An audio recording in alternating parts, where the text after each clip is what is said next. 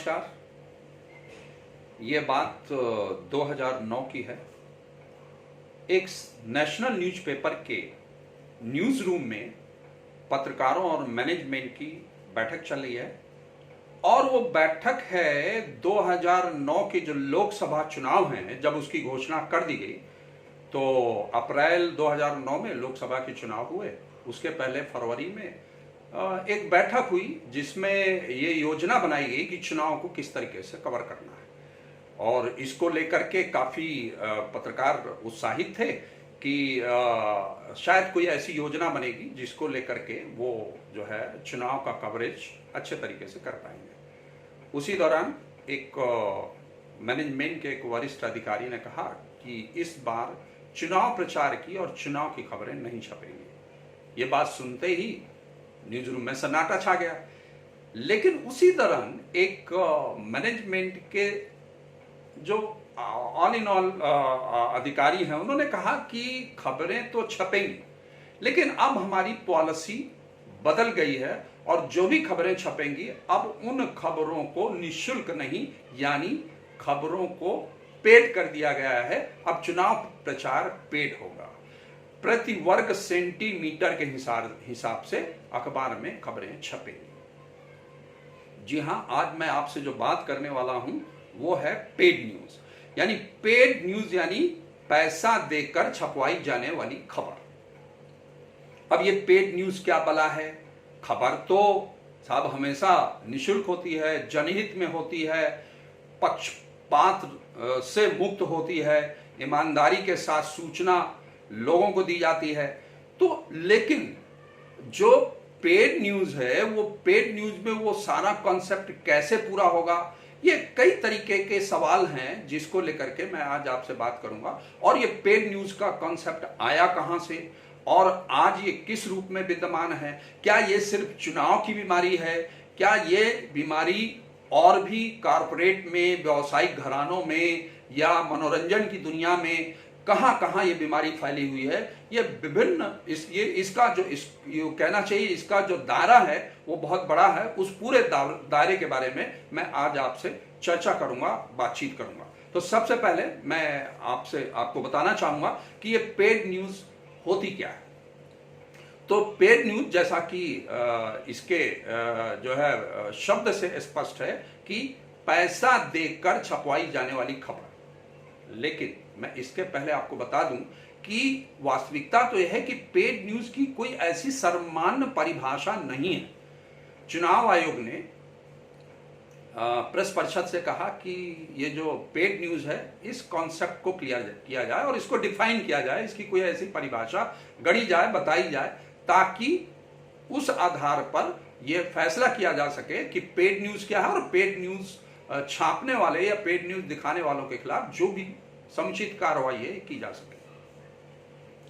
तो ये जो पेड न्यूज है, ये पैसा देकर के छपवाया जाना, पैसा देकर के पैकेज बनवाना, पैसा देकर के लाइव कवरेज करवाना या काइंड के रूप में किसी को ऑब्लाइज करना और उस खबर को प्रकाशित करना या करवाना ही पेड न्यूज के उसमें दायरे में आता है। पेड न्यूज पे जो सबसे ज्यादा हंगामा हुआ वो हुआ 2009 के लोकसभा चुनाव होने के बाद। कई ऐसे प्रत्याशी थे जो जीत करके आए, कई ऐसे जो है लोकसभा के प्रत्याशी थे जो चुनाव में हार गए। इन प्रत्याशियों ने जो है ये बात शेयर की कि हमने चुनाव जीतने के लिए जो है काफी पैसा खर्च किया, मीडिया में कवरेज के लिए हमने लाखों रुपए खर्च किए। ये बात निकल के आई। जब ये बात निकल के आई तो इसमें बहस शुरू हुई, काफी हंगामा हुआ। तो अब सवाल ये उठता है कि खबर वास्तव में होती क्या, खबर का कॉन्सेप्ट क्या है, खबर किसके लिए? तो खबर का सीधा सा कॉन्सेप्ट है कि ऐसी सूचना जो लोगों के हित में हो, जो लोगों को सूचित करे, जो लोगों को लोगों का मनोरंजन करे और लोगों को शिक्षित करे, और वो जनहित में हो। और उसके लिए देखिए, आज एक जो सबसे बड़ी बात यह है कि जो मीडिया है, मीडिया से लोगों की बहुत अपेक्षाएं हैं, उम्मीदें हैं। यही कारण है कि मीडिया को लोकतंत्र का चौथा स्तंभ कहा जाता है, माना जाता है। और ये ऐसा माना जाता है कि यदि लोगों को, आम लोगों को, सिटीजन्स को कोई समाधान उनकी समस्या का कार्यपालिका से नहीं मिलता है या विधायिका उसके लिए काम नहीं करती है, तो वो मीडिया के पास जाकर उस समस्या का समाधान खोज सकते हैं। मीडिया यदि उनकी आवाज उठाएगा, मीडिया यदि उनकी बात रखेगा या वैचारिक कैंपेन चलाएगा, तो उस समस्या का समाधान हो सकेगा। लेकिन जब खबर बिकने लगे या खबर बेची जाने लगे या खबर को पैसा लेकर के प्रकाशित किया जाने लगे, तो आप ये कल्पना कर सकते हैं कि वो खबर किसी को इंसाफ कैसे दिला सकेगी।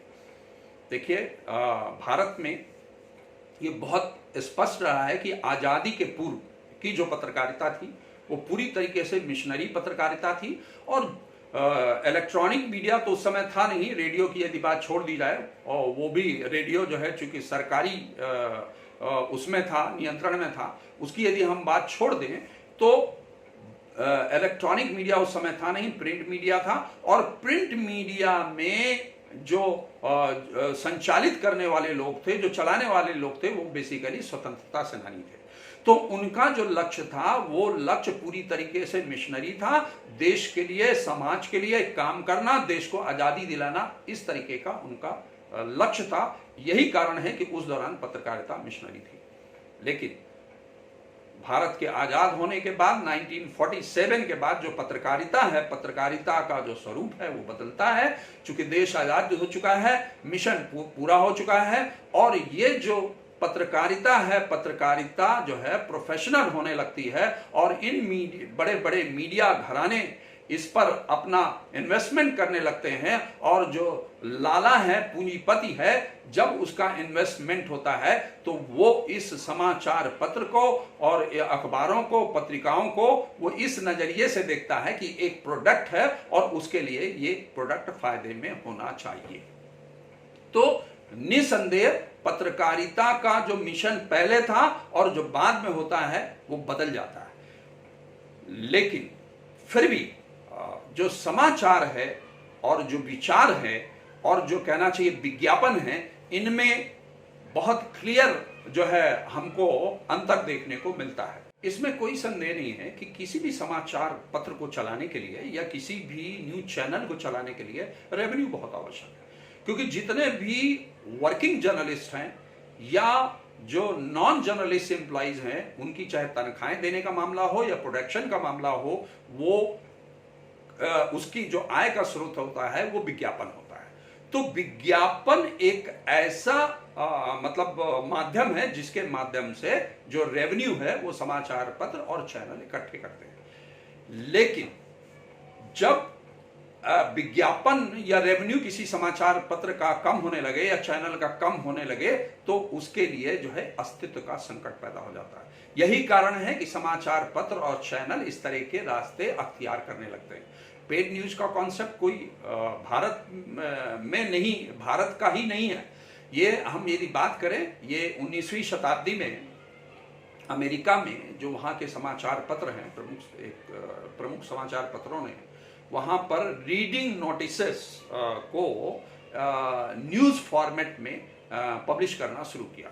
और जब इसको पब्लिश किया तो उनका रेवेन्यू बढ़ा, काफ़ी इससे उत्साहित हुए और समाचार पत्रों ने शुरू किया। लेकिन जब इसकी आलोचना होने लगी तो उन्होंने उसको बंद कर दिया।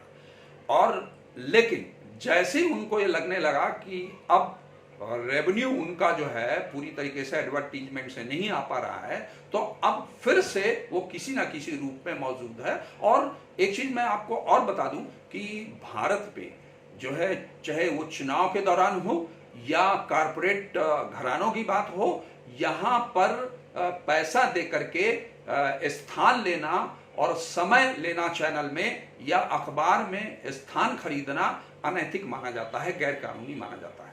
लेकिन पश्चिम मीडिया में इस तरीके की चीजें बहुत ही खुलेआम की जाती हैं और इसको अनैतिक नहीं माना जाता है। वहां राजनीतिक दल, वहां पर जो कैंडिडेट्स हैं वो समाचार पत्र में स्पेस खरीदते हैं और चैनल्स में बाकायदे उसमें समय खरीदते हैं और उसके हिसाब से अपनी वहां बातें रखते हैं। भारत में सर्वप्रथम जो पेड न्यूज़ की शुरुआत कहेंगे वो 2003 में बीसीसीएल कंपनी ने मीडिया नेट कंटेंट के नाम से एक अपनी जो है स्कीम शुरू की और इस स्कीम के तहत उन्होंने पैसा लेकर के कंटेंट प्रचारित करने के लिए प्रमोशनल कंटेंट जो है उन्होंने लिखना शुरू किया। जब ये कंटेंट उनके समाचार पत्र में आने लगा तो इसको लेकर के काफी हंगामा हुआ और ये कहा गया कि साहब ये तो अब खबरें बेची जा रही हैं और ये अब जो है खबरों में और इस तरीके के प्रमोशनल फीचर्स में अंतर करना बहुत मुश्किल है। तो सबसे पहले शुरुआत वहां से होती है। फिर यदि चुनाव की बात की जाए तो 2004 में जो लोकसभा का चुनाव होता है उस दौरान थोड़ा सा लुके छिपे तरीके से, गुपचुप तरीके से जो है पेड न्यूज की शुरुआत होती है।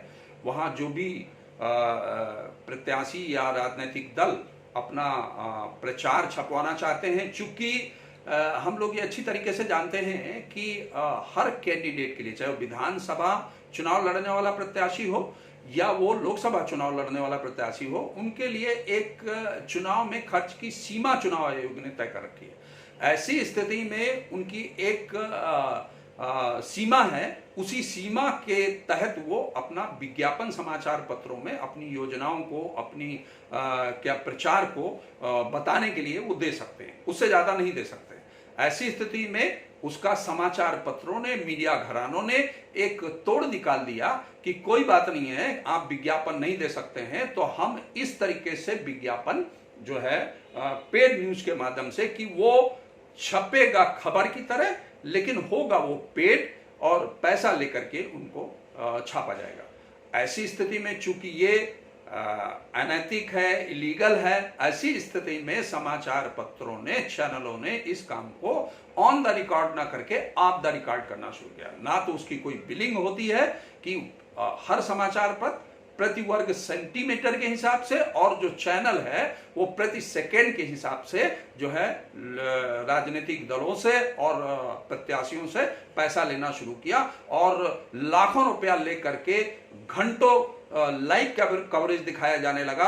और एक ही पेज पर आपको बहुत आश्चर्य होगा, मेरा ये अनुभव है कि मैं देखता था और बहुत हास्यास्पद भी है, आपको ये सुनकर लगेगा और आप में से कई लोगों ने ये देखा भी होगा कि चुनाव चल रहा है और लोकसभा के 3 प्रत्याशी हैं, 2 प्रत्याशी हैं, एक लोकसभा चुनाव से चुनाव लड़ रहे हैं, तो एक ही पेज के चुनाव प्रचार की खबर छपती है कि साहब कमल इस फला विधानसभा क्षेत्र में या फला लोकसभा क्षेत्र में जो है कमल खिल रहा है। वहीं उसी पेज पर दूसरी खबर छपती है कि जो है हाथी सरपट दौड़ रहा है।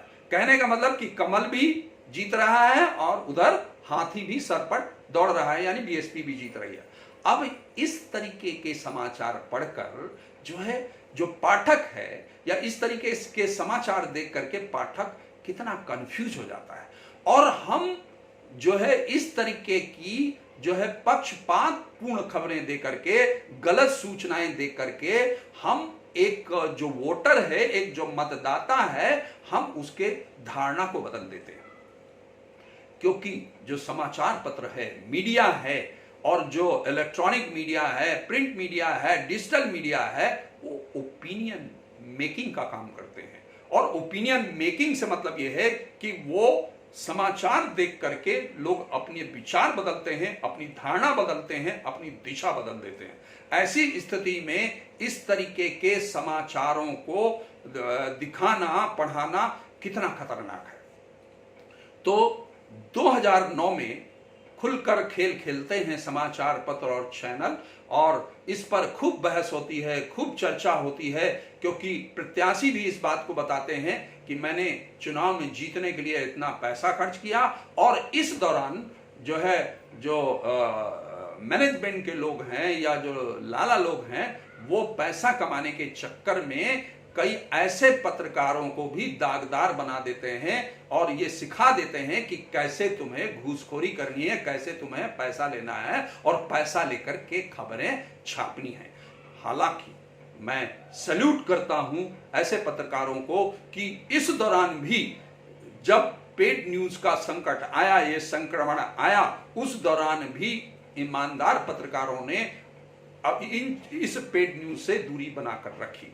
लेकिन जो चाटुकार हैं और चापलूसी करने वाले पत्रकार हैं मैनेजमेंट के, लालाओं के, वो उन्होंने अपने आप को समर्पित कर दिया और इस अभियान में लग गए, वसूली के अभियान में लग गए।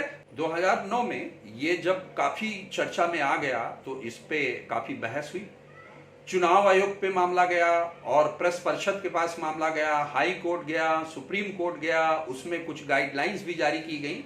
लेकिन पेड न्यूज की जो समस्या है अभी भी जस की तस बनी हुई है। आज भी ये बीमारी सिर्फ चुनाव की नहीं है, ये संक्रमण पेड न्यूज का सिर्फ चुनाव तक ही सीमित नहीं है। आज कारपोरेट हाउसेस, इसके अलावा अन्य व्यावसायिक एवं व्यापारिक संगठन और विभिन्न संगठन जो है, यहां तक कि जो फैशन और मनोरंजन की दुनिया है, वहां भी ये बीमारी बुरी तरीके से फैल चुकी है। और कुछ समाचार पत्र तो बाकायदे जो है प्रमोशनल फीचर और कुछ एडवर्टोरियल के नाम से ये कंटेंट निकालते हैं। लेकिन जो आम व्यक्ति है उसे आज भी ये पता नहीं है कि ये जो प्रमोशनल फीचर है, एडवर्टोरियल क्या है। वो सिर्फ इतना जानता है कि जो समाचार पत्र में प्रकाशित हो रहा है, जो चैनल में दिखाया जा रहा है, वो सही है, वो सही सूचना है, वो उसे उसी रूप में लेता है, वो उसे अपने मार्गदर्शक के रूप में देखता है। हाँ, विज्ञापन को वो जरूर समझता है, क्योंकि विज्ञापन का जो फॉर्मेट है वो न्यूज के फॉर्मेट से अलग है, अलग दिखता है। उसे मालूम है ये पैसा देके छपवाया गया प्रचार है। लेकिन जो पेड न्यूज है वो चूंकि समाचार के फॉर्मेट में होती है, वो एक तरीके का न्यूज सिंड्रोम है, उसे आइडेंटिफाई करने में बहुत बड़ी चुनौती है, वो संभव नहीं होता है। अब सवाल ये उठता है कि अगर हम पेड न्यूज लोगों को पढ़ा रहे हैं तो जो समाचार का कॉन्सेप्ट है, वो समाचार का कॉन्सेप्ट है कि समाचार में किसी तरीके का पक्षपात नहीं होना चाहिए, ट्रू फैक्ट्स एंड फिगर्स पे आधारित होना चाहिए, सत्यम शिवम सुंदरम की जो अवधारणा है न्यूज के लिए की गई है, और जनहित में वो समाचार होना चाहिए। ऑब्जेक्टिविटी के पैरामीटर पर जो है खरी होनी चाहिए खबर, उस पर बहुत बड़ा सवालिया निशान है। क्योंकि जो पेड न्यूज है, वो जो उसका ओनर है, जो उसको छपवाना चाहता है, जिसने उसके लिए पैसा दिया है, वो अपने अनुसार ही तथ्यों को, कंटेंट को देता है और देना चाहता है। सवाल ये भी है कि यदि मीडिया लोकतंत्र का चौथा स्तंभ है, तो क्या मीडिया पेड न्यूज देकर अपनी सही भूमिका निभा रहा है? इसके अलावा यह भी विचार करने की जरूरत है कि आज जिस तरीके से पेड न्यूज के माध्यम से ब्लैक मनी का मतलब आदान प्रदान हो रहा है, वो एक तरीके का अपराध है, भ्रष्टाचार है। तो आखिरकार इस भ्रष्टाचार पर नियंत्रण और अंकुश कौन लगाएगा? सब कुछ सरकार के, सब कुछ कार्यपालिका के नाक तले होता है। ऐसी स्थिति में ये सबसे बड़ा सवाल है कि आखिरकार इसको किस तरीके से रेगुलेट किया जाना चाहिए और कैसे इसको रेगुलेट किया जाए। मैंने पहले ही कहा आपसे कि जो समाचार पत्र हैं या मीडिया है, वो ओपिनियन मेकिंग का काम करता है। ऐसी स्थिति में जब वो पेड न्यूज पढ़ता है तो वोटर या कोई भी उपभोक्ता, किसी प्रोडक्ट को इस्तेमाल करने वाला उपभोक्ता, आज देखिए फैशन की दुनिया में जो है मीडिया घराने घुस चुके हैं, वो फिल्म की दुनिया में मीडिया घराने घुस चुके हैं, फिल्में बना रहे हैं, इन्वेस्टमेंट कर रहे हैं, और वो जो मनोरंजन की खबरें हैं, फिल्में की खबरें हैं या कारपोरेट घराने की खबरें हैं, उन खबरों को जो है पैसा लेकर कर जब प्रमोशनल फीचर के रूप में, उनके इंटरव्यूज के रूप में जब प्रकाशित किया जाता है, दिखाया जाता है, तो वो जो उपभोक्ता है, ऑडियंस है, जो पाठक है, उसके दिलो दिमाग में गहरा असर पड़ता है और सही और गलत के बीच में उसे भेद करना बहुत मुश्किल हो जाता है। और ऐसा नहीं है कि पेड न्यूज की जो समस्या है वो समस्या खाली आम लोगों तक ही है। मैंने जैसा कि पहले भी कहा कि ये समस्या, ये बहस विभिन्न प्लेटफॉर्म पे हो चुकी है।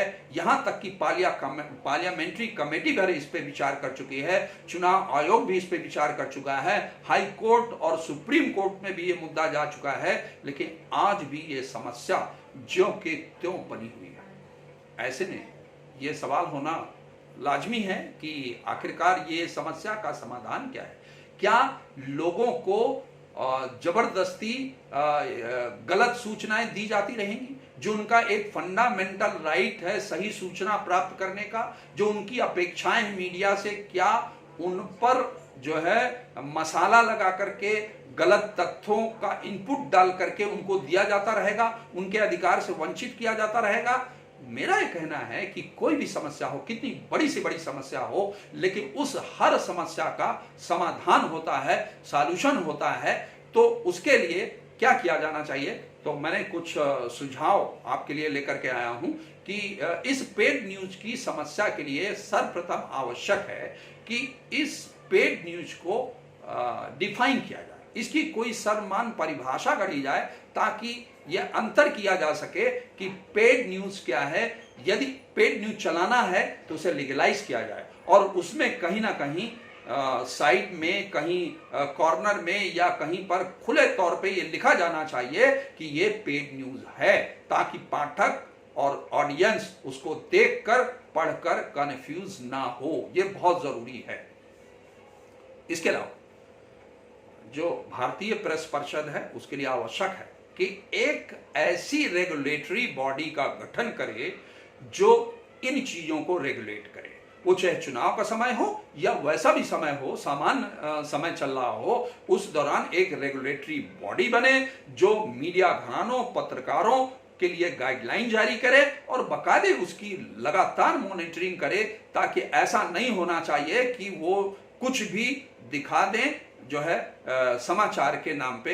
ऐसा बिल्कुल नहीं होना चाहिए, बहुत आवश्यक है। एक चीज मैं यहां पर और कहना चाहूंगा कि जो रेगुलेटरी बॉडी है वो ऐसे मीडिया घरानों, खासतौर से जो लोग पेड न्यूज को बहुत बढ़ावा देते हैं, प्रमोट करते हैं, तो ऐसे मीडिया घरानों को आइडेंटिफाई करना जरूरी है और उनको आइडेंटिफाई करके सार्वजनिक करना चाहिए, ताकि लोगों को पता रहे कि ये मीडिया घराना है जो सही खबरें नहीं देता है, पेड न्यूज को ज्यादा बढ़ावा देता है। इसके अलावा जो सबसे महत्वपूर्ण काम है और जो इस संक्रमण और बीमारी को रोकने के लिए बहुत आवश्यक है, वो ये है कि आम जन की भागीदारी। इस समस्या को पब्लिक डोमेन में लाने की आवश्यकता है और जरूरत इस बात की है कि आज सोशल मीडिया का दौर है और इस सोशल मीडिया के दौर में यदि आम नागरिक, आम जन जागरूक हो जाता है और आइडेंटिफाई करता है कि ये जो खबर है, ये जो सूचना है, ये जो कंटेंट है खबर के मानक पर ठीक नहीं है और उस मीडिया हाउस की खबरों को रिजेक्ट करना शुरू करता है, तो मुझे लगता है कि ये समस्या का निजात बहुत जल्दी हो सकता है और बहुत अच्छे तरीके से हो सकता है। तो मित्रों, मैं आपसे आज पेड न्यूज के बारे में मैंने आपसे बात की। मुझे लगता है कि ये जानकारी आपको ठीक लगी होगी और यदि ये वीडियो अच्छा लगा है आपको, तो मैं आपसे अनुरोध करूंगा कि आप इसे चैनल को सब्सक्राइब करें और वीडियो को लाइक करें, कमेंट करें। आपका कमेंट, जैसा कि मैंने बार बार आपसे कहता हूं कि मेरे लिए बहुत आवश्यक है, बहुत इंपॉर्टेंट है। पिछले वीडियो में भी मुझे आप लोगों ने बहुत अच्छे अच्छे सुझाव दिए।